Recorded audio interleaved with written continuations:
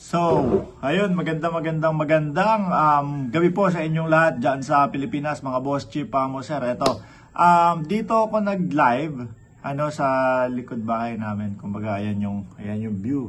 Yeah, dagat yan, no? Dito ako nag-live dahil nga merong inaayos doon sa mismong studio natin. So magandang gabi po sa inyong lahat, mga boss, chief, mo sir. Maiinit na naman po ang ating mga pag-uusapan sa umagang ito. Kaya po, nako, tingnan nyo, ganda ng view. Sa likod ko, di ba? Kaya po, mga bossing, kung kayo po ay hindi pa nakasubscribe dito sa ating channel, dapat po pindutin nyo na po yung subscribe button. Upang sa ganoon, kayo po ay laging ino-notify ni YouTube pag nag-uumpisa ho na tayo, mga boss, chief, mo sir. At siyempre ngayon ho, na gabi, ipagpaumanhin nyo muna, no? Dahil nga, yung ating sitwasyon, nandito tayo sa mismo likod bahay, naririnig nyo yung mga manok. Wala muna tayong shout out, mga bossing. Ngayon, game na muna. So, doon sa hindi pa nakasubscribe, pindutin nyo na po yung subscribe button upang lagi kayong ino-notify ni YouTube pag nag-uumpisa na po tayo. At syempre ho, mga kababayan, tingnan nyo, kakagising ko lang. At syempre ho, mga kababayan, para doon sa hindi pa naka-like, napaka-simpleng gawin lang po niyan, no? Ang pagpindot ng like sa ating mga live stream. Para mas lalo tayong i-share ni YouTube. Baka naman, pag hindi ako nag-shoutout dyan, magtampo na kayo. Babawi ako sa inyo bukas ng umaga. Mga bossing, ito ang una nating tatalakayin sa gabing ito. Tingnan nyo po, yung nandyan. Sabi ko sa inyo kung nung 2016 pa ho, mga bossing, ang dating Pangulong Duterte, talagang inilabas niya na agad yan. Ipinangalandakan na ho talaga ng dating Pangulong Duterte. Yang pagkakapanalo po natin sa UNCLOS, mga kababayan, malamang sa alamang po, alam niyo yun, malamang sa alamang ho, mga kababayan, mas lalong madaming kumamping bansa sa atin. Tingnan nyo more nations support, PH and stands in West Philippine Sea since 2016 arbitral award. Sabi po nung si Commodore J. Tariela, mga kababayan. Bakit hindi ho? Biruin mo, kung ipinangalandakan ng dating Pangulong Duterte yan, na kami ang nanalo dito. Kami ang sa amin ipinagkaloob itong West Philippine Sea na ito. Diba? Yung karapatan dyan sa West Philippine Sea. Malamang sa alamang ho, mga boss, chief, mo sir. Wala tayong problema ngayon. Walang makapal ang mukha na China. Makapal ho mukha niyang mga yan. Kasi nga po, nung panahon ng dating Pangulong Duterte, sakto naman ang pagkakapanalo niya, wala. Sabi ng dating Pangulong Duterte? Papel lang yan. Diba ganun lang? Papel lang yan. Sabi? Tubig lang yan. Ganun ang sabi ng dating Pangulong Duterte. So ngayon, lalakasan lalo ang loob ang China niyan. Hindi po ba? Pero kung ipinangalandakan niya na at ipinakita sa buong mundo at iniyabang, hindi kayo pwedeng yayabang-yabang sa amin dahil sa amin ipinagkaloob ang karapatan itong West Philippine Sea na to. Malamang sa alamang po, mga bossing, mas madami pa na bansa ang susuporta sa atin. Hindi ho tinulugan ho, mga kababayan. Biruin mo, yung dating Pangulong Noynoy Aquino, inilaban yan.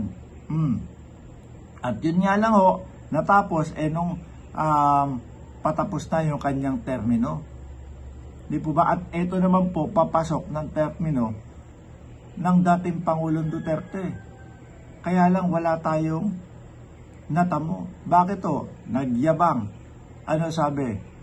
Nako, nung panahon ng eleksyon, mag-jet ski ako.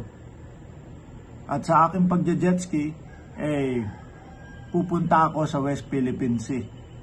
itatara ko ang bandila ng Pilipinas. Tayo naman ho mga bossing, hindi naman ho tayo hindi naman tayo ogag-ogag na tipo bang ang ibig sabihin o literally natin na sabi ng dating Pangulong Duterte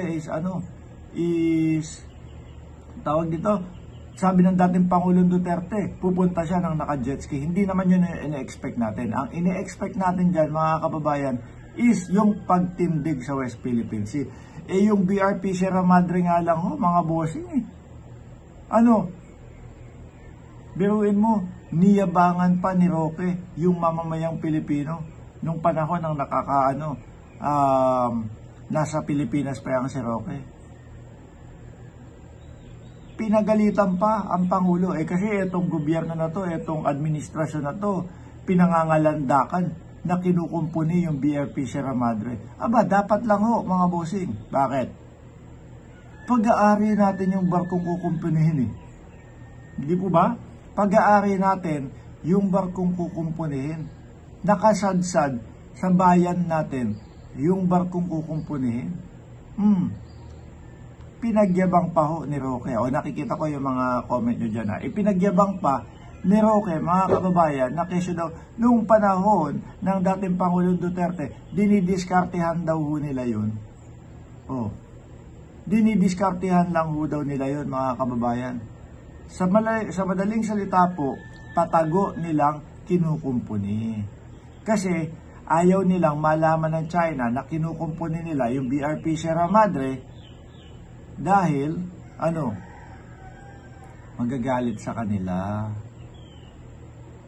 Papagalitan sila. Tingnan nyo po yung kaduwagan ng dating administrasyon, mga kababayan. Di po ba? Kaduwagan ang tawag dyan, mga bossing. Kaya hanggang ngayon, sila? Gitnang gitna. Hindi man lang makapagsalita para sa Pilipinas. Hindi man lang po makasabi na, wala, Pilipino kami. Ang stand namin dyan sa amin yung West Philippine Sea na yan. Si Sara Duterte, Vice Presidente, mga bossing, wala, di ba? Napapagalitan pa ni Vice Presidente ang ating Pangulo o ang gobyerno dahil daw bakit daw may missile pa. Nahahalata po yung pagiging pro-China nila, mga kababayan. Kaya sabi ko nga ho sa inyo kawawa ang ating bayan, kawawa ang ating bansa. Kapag ka po mga pro-China, yung mga susunod na mga mamumuno sa ating bayan. Lalo na 2028, Diyos ko, Lord, wag naman sana. Pero sa nakikita natin, mga boss chipamo, sir, mukha naman pong ang Pilipino matatalino. Bakit po? Kasi kung nakikita natin, pakonti po sila ng pakonti. Dati talagang nag-uumapaw 32 million. Bakit to? Kasama tayo dyan Di ba? Kasama yung Mark Ramos dyan sa 32 million na yan. Di ba? Ngayon po, dahil nagising tayo, naliwanagan tayo, na, mukhang maling mga tao itong ihahalal natin o itong inihalal natin. Nagising ho tayo, hindi aabot sa pagka-presidente yung mga pro-China. Dahil na naman po, baka yung tungkol sa West Philippine Sea na yan, pabor na naman po sa China ang mangyari. Kung sila na naman po ang makabalik at sila na naman po ang makaupo, mga bossing. Tingnan nyo, kahit anong palag nila, kahit anong reklamo nila kay Pangulong Bongbong Marcos, hindi sila makaporma.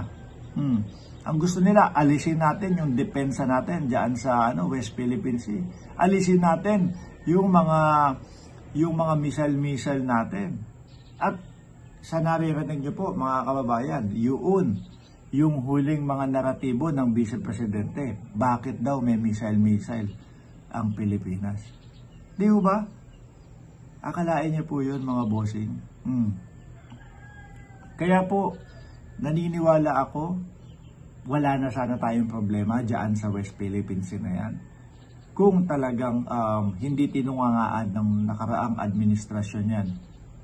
Kung talagang ipinakita niya, pinamukha niya sa buong mundo, eto kami ang nanalo dyan sa West Philippine Sea na yan. Kami ang pinagkalooban ng karapatan diyan sa West Philippine Sea na yan. Tingnan niyo po, nakita niyo mga kababayan, yung mismong sabi po ni Commodore J. Tariela. Samantalang yan po ang mga nangunguna para po sa laban natin sa West Philippine Sea. O di po ba mga bossing? Tapos yan pa yung mga taong mga sinisiraan nitong mga kampo ng Vice Presidente. O ano ngayon ang nangyari sa kanila? Di ba? Kaso. Haharap sila sa kaso. Pero mo ba naman, magbablog, magbabalita na kesyo daw ilang bag na kulay itim ang may lamang pera ang kinuha, ang nakuha daw ni J. Tariela. Biruin nyo mga bossing, yung mga taong nangunguna para ipagtanggol ang ating bayan, sila pa po yung talagang winawalang ya. Ika nga. Kung sino pa po yung mga tao na sila pong nagsisilbing first defense natin, no? Para po sa ating mga karapatan, sila pa po yung ginaganito. So, hindi naman po siguro masama, at lalong-lalo na kung meron naman pong mga ebidensya, dokumento, at may mga nasasagasaan po, hindi po masama nakaswal sa sila.